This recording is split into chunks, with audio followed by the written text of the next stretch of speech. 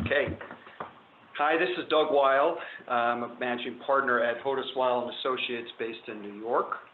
We are a real estate advisory firm specializing in the investment and funds management industry.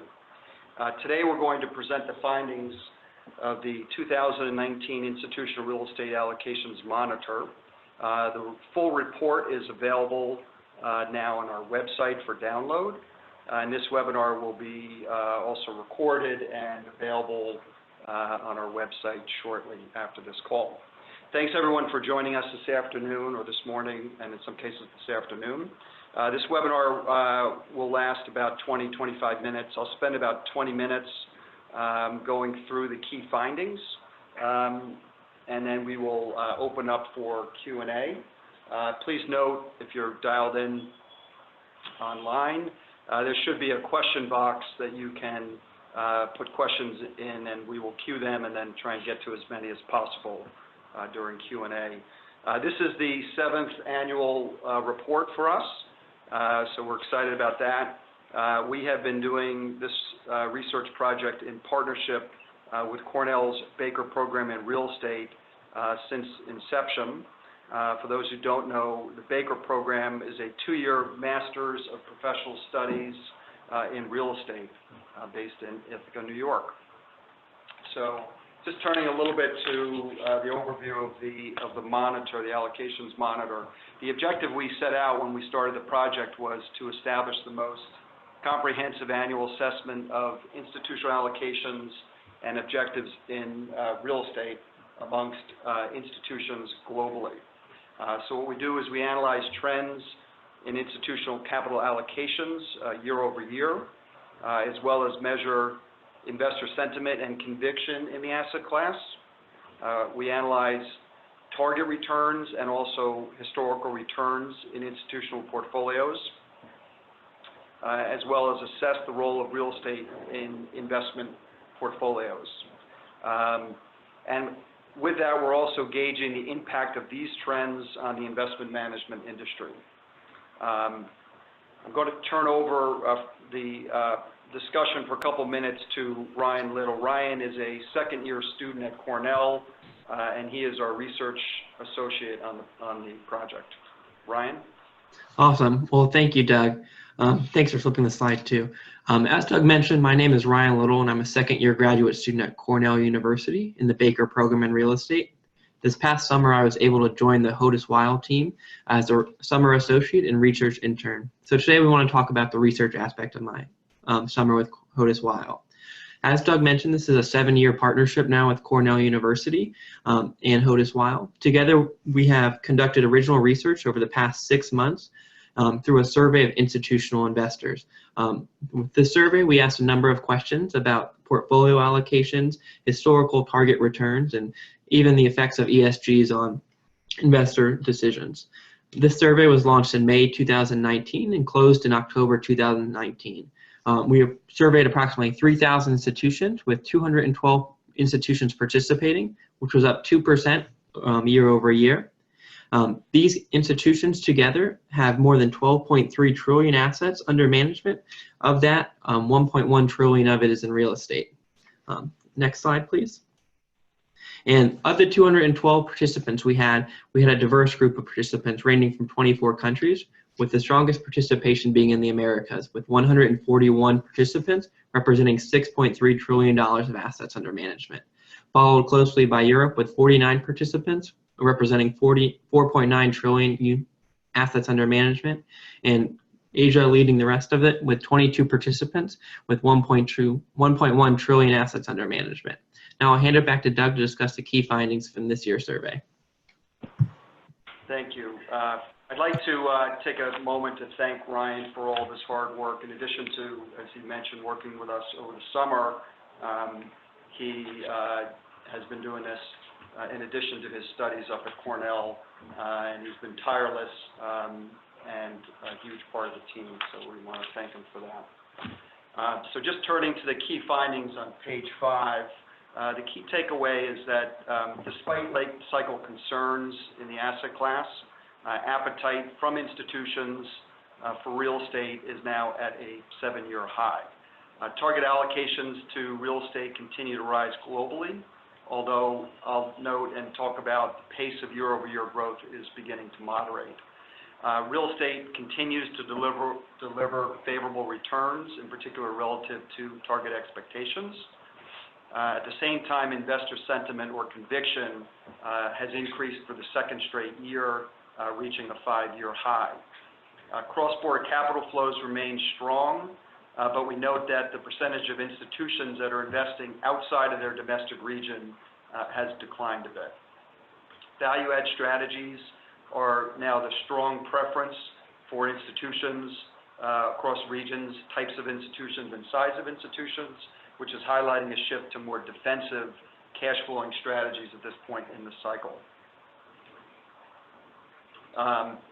Despite concerns about late cycle risk, institutions remain highly active allocating to new investments. 96% of institutions report that they are continuing to invest in the asset class.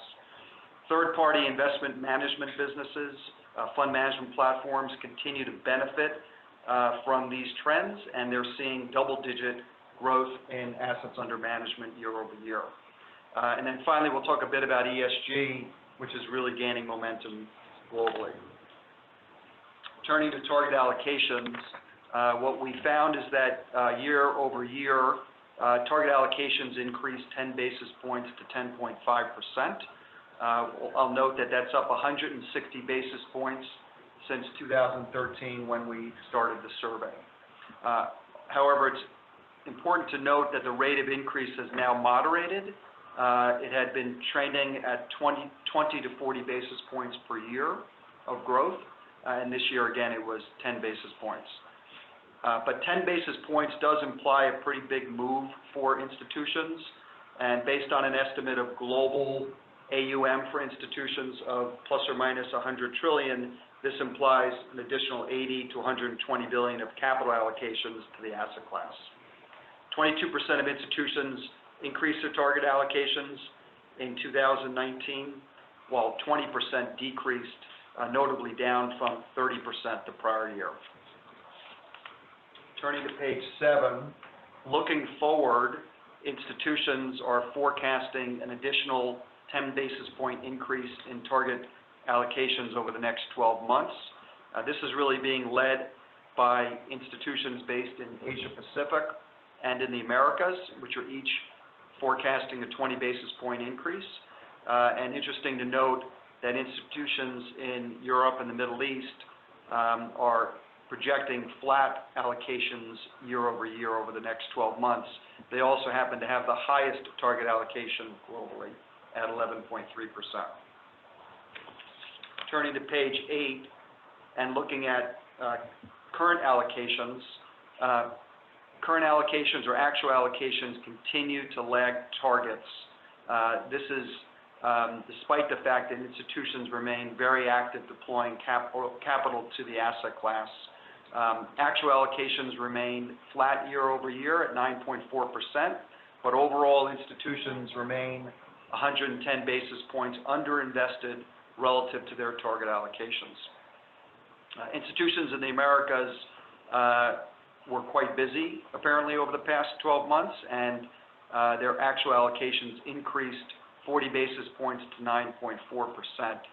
They are now 70 basis points underinvested relative to target allocations, which is their lowest margin or shortfall since 2014. About 50% of institutions are underinvested by a margin of 190 basis points. Turning to page 9 and discussing investment returns. Returns moderated slightly in 2018, but continue to exceed target returns for institutions. Overall, real estate allocations generated a total return of 8.8% in 2018. That's down slightly from 9.1% in 2017. So what we're seeing really over the past 3 years is that returns have now moderated to high single digits. But again, I'll note that this is exceeding target returns, which today are about 8.3%. When we look at these returns relative to other indices, we're finding that they are tracking in terms of direction. So for example, in 2018, a global property index by IPD showed a total return of 7.4, whereas institutions generated an 8.8% total return for their portfolios in that same year. Turning to page 10, our survey measures conviction or investor sentiment amongst institutions. So essentially, we're measuring their view of real estate as an investment opportunity from a risk-return standpoint. And this was probably the key surprise or the main surprise of our report this year, is that we saw a pretty meaningful increase in our index from 5.1 to 5.7 year over year. This is the second straight year that the index has increased, and the conviction index is now at a 5-year high. So at the same time, institutions are expressing concerns about asset valuations, weakening economic growth, late cycle risk, amongst other factors. Favorable investment returns and also favorable operating fundamentals seem to be contributing to continued positive sentiment. And I'll quote from a public pension, and I think this is indicative of this trend: while pricing is expensive, the fundamentals support a continuation of moderate returns absent an exogenous shock. So with that, I'm going to turn over the discussion to Michael Lisa. Michael runs the research project from Hodes Weil day to day. Thanks, Doug. Next, we'll turn to risk preferences. So value-add strategies continue to be the most favorable investment strategy, with 91% of institutions reporting that they are actively allocating to value-add investments in 2019. Interest in core strategies also increased slightly, with 66% of institutions allocating to core, up from 63% in 2018. And opportunistic strategies were the only type of strategy that garnered a decline in interest in 2019 as compared to 2018. It is noteworthy that a decrease in appetite for opportunistic strategies was reported across the board by type, by location, and by size of institution, which highlights the global shift towards more defensive cash-flowing strategies late in the recovery as institutions prepare for a potential downturn. Institutions are shifting their portfolios to more defensive cash-flowing strategies, and they are increasingly focused on prudent use of leverage and prioritizing cycle-resistant strategies, including credit and niche strategies such as student housing, senior housing, and data centers. On the next page, we'll turn to geographic preferences. While cross-border capital flows remain strong, the percentage of institutions investing outside of their domestic region has decreased this year. Institutions' willingness to allocate to strategies outside of their domestic region decreased, which was led by EMEA-based institutions. North America continues to be the largest recipient of capital allocations, followed by continental Europe, and investor demand remained largely consistent year over year, with the exception of the UK and Asia. In 2018, our survey data showed an increasing number of groups investing in the UK and Asian-based strategies. However, after one step forward in 2018, investors took 2 steps backward amid the everyday headlines of geopolitical conflicts in both regions.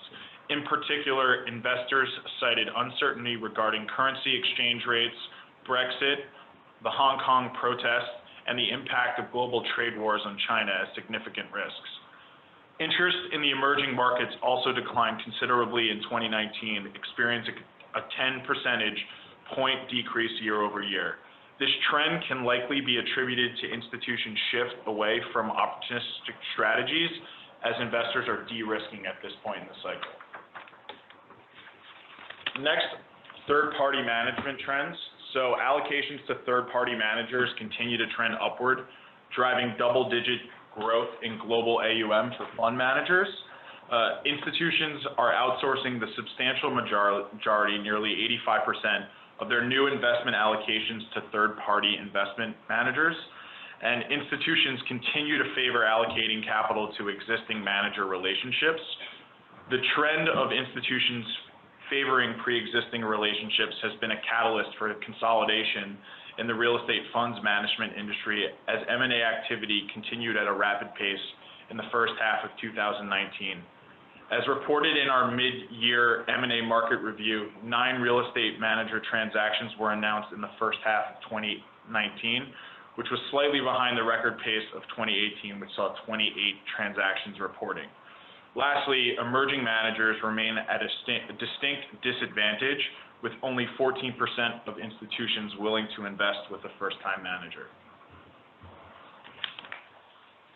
Focusing on investment product trends, so closed-end and open-ended private funds remain the most favored investment products, but popularity has declined slightly after several years of growth. Approximately 80% of institutions are actively allocating capital to closed-end funds, but however, this is down from 93% in 2018. And larger institutions continue to favor direct investments, joint ventures, and separate accounts, while smaller institutions are prioritizing closed-end and open-end funds. And lastly, we'll turn to ESG. So we added ESG to the survey about 5 years ago, and this has been an interesting trend to watch. So ESG policies are increasingly important for institutions, and investment managers are positioning their organizations and product offerings to accommodate their clients' objectives. As expected, the focus on ESG policies has continued its upward trend. Institutions are showing an increasing preference for investments that not only meet their return expectations, but also satisfy their objectives for environmental sustainability, social responsibility, and overall governance. This year, 46% of institutions reported that they have a formal ESG policy, which is up from 33% in 2015 when we began surveying institutions regarding ESG. And lastly, EMEA-based institutions continue to lead the industry in turning ESG policies into practice, with 59% of institutions reporting that their investment decisions are influenced by their ESG policies. And with that, I'd like to hand it back over to Doug. Thanks. So just one concluding thought before we turn to questions to sum it up, is that real estate remains an important and growing allocation in institutional portfolios, despite being late cycle and there being numerous risks that have been cited by institutions. Supply and demand trends remain reasonably favorable globally, as reported by institutions, and returns continue to exceed expectation. This is contributing to continued liquidity in the asset class, and we think this is a good leading indicator for a number of factors in the industry, including transaction volumes, valuations, and credit spreads, to name a few. So with that, we'll open it up to some questions.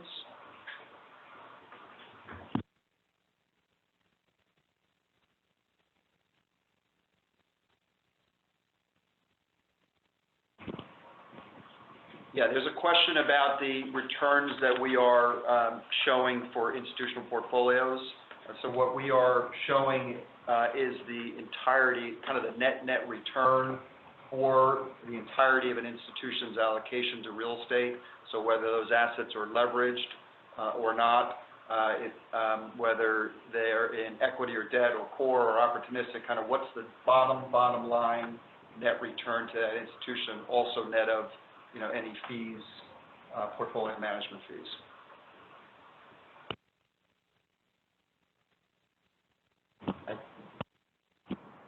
So one question is, why do you think EMEA-based institutions have the largest margin between actual and target allocations?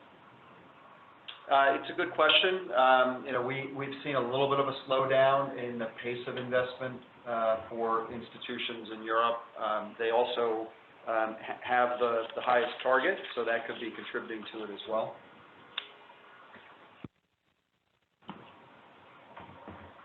Another question is, why do you think conviction has gone up significantly even with returns moderating?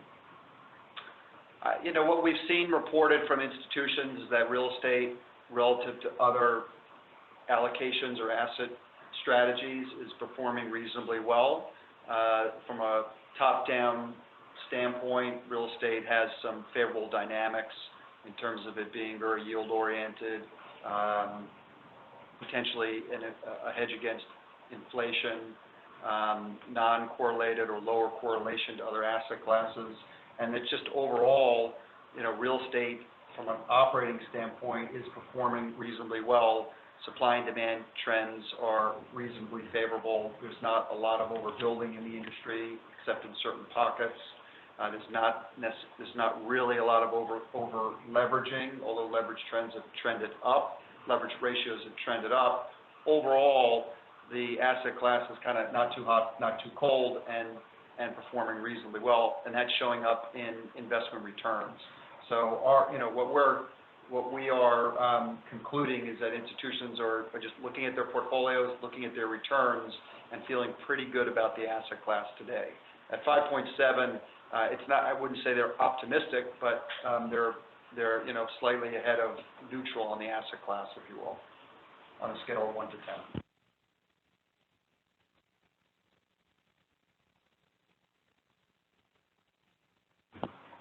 Yeah, there's a question about interest across different asset classes, and we don't ask specific questions, but we did get some feedback from a number of institutions, and what we are seeing, again, at a high level, is that institutions at this point in the cycle are becoming more defensive, so they're looking for more yield-oriented strategies. They're looking for cycle-resistant and or demographically driven strategies, including niche strategies, student housing, senior housing, data centers, and so on, as well as credit. So as we're getting later in the cycle, what institutions are reporting is they remain active deploying capital, but in order to be defensive for a potential downturn, they're steering their capital towards more defensive strategies.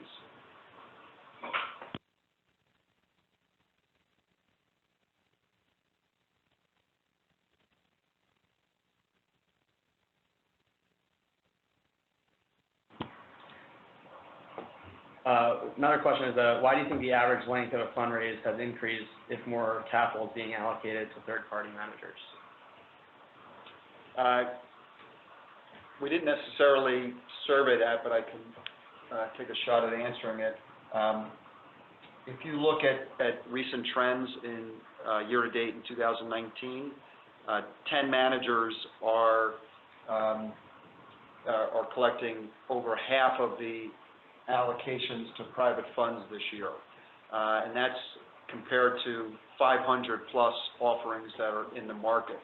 So it is increasingly a have and have not market, and despite some larger mega funds having accelerated closings, the substantial majority of managers today are competing for fewer dollars in the marketplace. So it's more challenging. Investors are proceeding more cautiously. Their diligence requirements are more extensive than they've ever been. And I think those are the dynamics that are leading to an average raise that today is 17 to 18 months.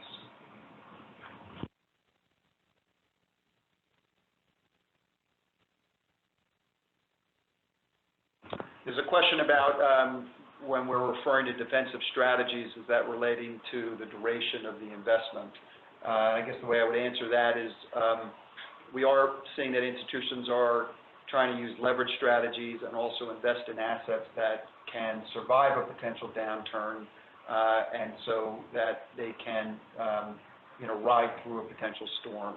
So I think duration is increasingly an important factor that institutions are looking at when they're considering new allocations.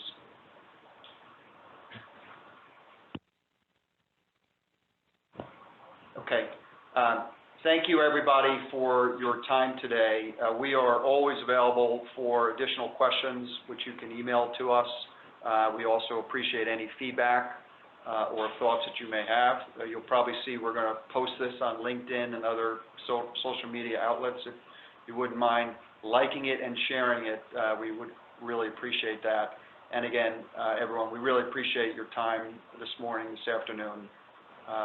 Take care.